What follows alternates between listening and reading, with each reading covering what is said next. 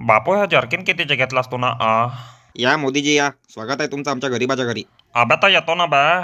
बाहेरच उभा राह म्हणतेस का मला अरे अरे अरे पाया बिया नको लागा म्हणून मला कोठे जाऊशी नाही वाटे पाय. मी तुमच्या पाया लागायचे तर तुम्ही माझ्या लागता. का म्हणता बाबाजी? तब्येत बिब्येत कशी आहे तुमची ना? हा बाल्या कोणाचा नातो हो का तुमचा बापो नाव काय रे तुझा? अरे बा बा दाढी नाही खिचाची बा.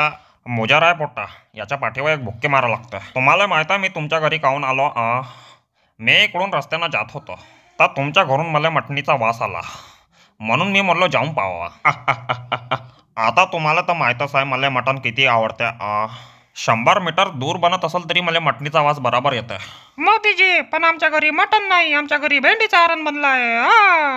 भेंडीचा आरण राव नाही खात. मला वाटते मी दुसऱ्या घरी आलो. मटण साईडच्या घरी बनत असाल. जाऊ द्या, एक कप चायच पाजून द्या. या घरी मटण बनताय म्हणून कोण सांगलं बॅ. भेटजो बरं मला बाहेर. मोदीजी तुमचा स्पेशल चाय. प्याऊन पाहू द्या कसा बनला तर. अद्रक वगैरे टाकलं का?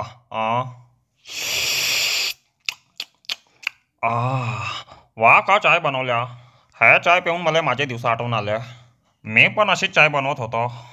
त्या चायमध्ये अद्रक, वेलायचे, लवंग आणि तुळशीचे 2-4 पानं. का चाय बनत होते. बरं ते जाऊ द्या. आता आपण महत्त्वाच्या विषयावर बोलून. 2024मध्ये निवडणुका येत आहेत. मी असं नाही म्हणत का तुम्ही मलाच वोट द्या, पण जो उमेदवार लंबे न फेकता चांगले कामं करते तुम्ही त्याला वोट द्या. तुम्ही एक काम कराल, मतदान केंद्रावर गेल्यावर तुम्हाला तिथे कमळाचं चिन्ह दिसल. बस त्या चिन्हाची बटन दाबून द्याल. उमेदवार चांगलाच निवडून येईल. जी मोदीजी. बाकी चाय मस्त बनवता तुम्ही. चला आता निघतो मी. मला साईडच्या घरी मटण खायला जायचं आहे. बापू आजा फोटो काढ रे.